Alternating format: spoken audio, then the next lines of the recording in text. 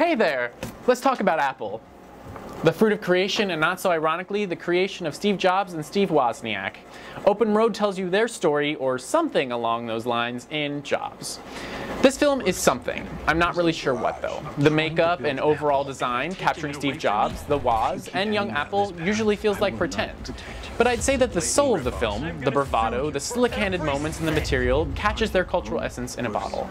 But still, this film feels like something sticky.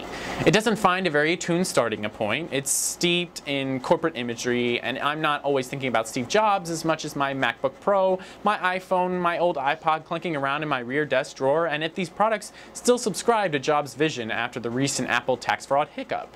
Which is not something I want to be thinking about when I'm in a theater chair. But I don't think that consumer guilt is written in the seams here.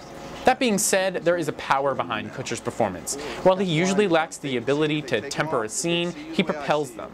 And more often than not, I looked forward to his Jobs smile. Less so with his Jobs walk. But something is conflated here. The brief flaws we see in Jobs either win out or don't matter. Sweeping symphonies and crane shots of a crowd applauding follow.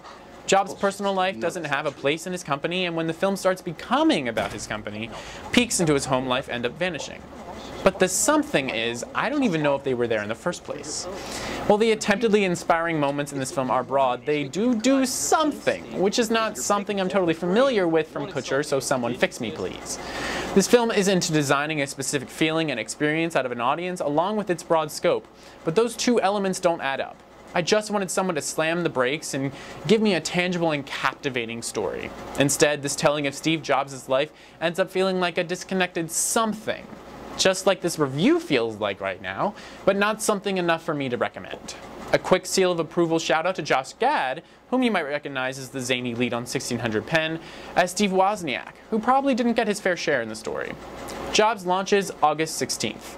Corporations, movies. Corporations help make movies, but should we make movies about corporations? Let's talk about it.